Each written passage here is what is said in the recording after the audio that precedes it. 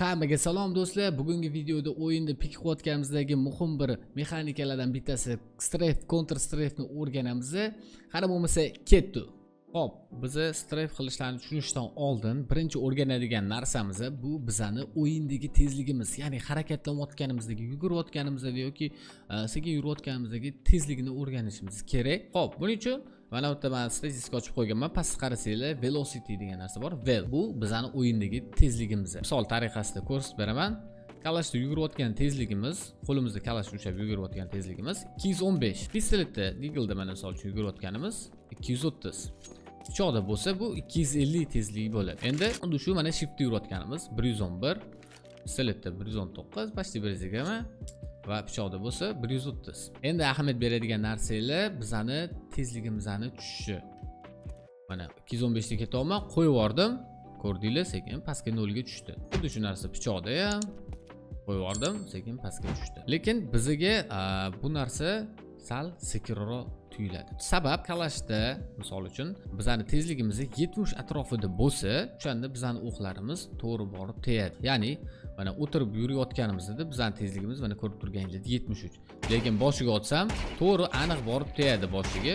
Endi pistoletda ham xuddi shu narsa, mana o'tirib otsak, boshiga to'g'ri poylasa, o'qimiz to'g'ri borib tegadi. Biz harakatlanayotganimizni hisobga olmasa ham. Chunki o'q aniq tegib borish uchun sizning tezligingiz 70 atrofida, undan past bo'lgani undan ham yaxshi. Mana ko'p o'yinchilar, yangi o'yinchilar qiladigan xatosi mana videolarda ko'rishadi, unda pik qilishadi, otishyapti deb o'ylaydi, lekin bu yerda counter strafe narsa, strafe ishlatilayotganini bilishmaydi. Chiqishadi, ular counter strafe ishlatishmaydi.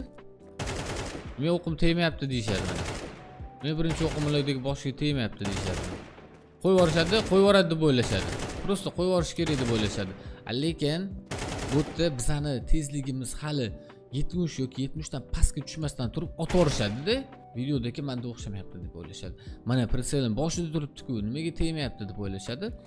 Buni hammasiga javob o'sha bizani tezligimiz. Hop, buni biz o'zimiz foydamiz uchun ishlatish qanaqa yo'li bor? Bu yoqda counter strafe degan narsa bizga yordamga keladi.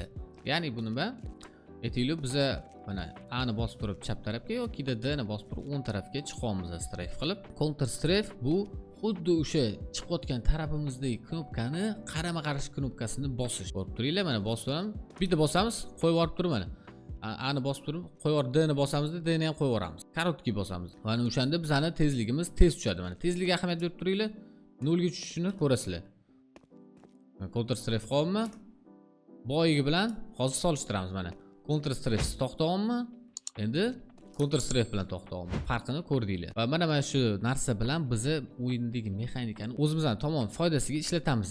Pik qilinayotgandagi eng kerakli narsa, instrumentlardan bittasi bu, albatta shu strafe qilib, to'g'ri counter strafe qilish. Pik qilayotganimizda mana qaranglar, ishlatadigan narsamiz, aytaylik, mana shu devor orqasidan chiqib qo'yamiz, pik qildik, strafe qildik, biz chap tomonga, counter strafe o'ngga qildik.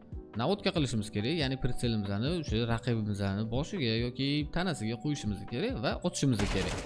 Ana shu narsani hammasi pik hisoblanadi. Pik qilamiz, counter strafe, otamiz, counter strafe. Ko'rib turganinglardek counter strafe o'sha oddiy strafe-larni o'rgandik. Endi aytishingiz mumkin, xo'p, har doim ham biz har xil kartalarda va har xil vaziyatlar bo'ladi, har doim ham chapga yoki o'ngga pik qila olmaymiz.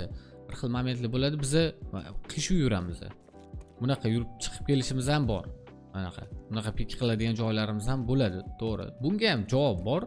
Bunga bo'lsa, klaviaturaga qarab turinglar. Mana bunaqa ketayotgan bo'lsa, biz W ni qo'yib yuborib, qaysi tomon ketayotgan bo'lsa, xuddi o'sha boyidagi counter strafe qilamiz. Mana bu yoqda bo'lsa, xuddi shunaqa W ni qo'yib yuborib, counter strafe qilamiz.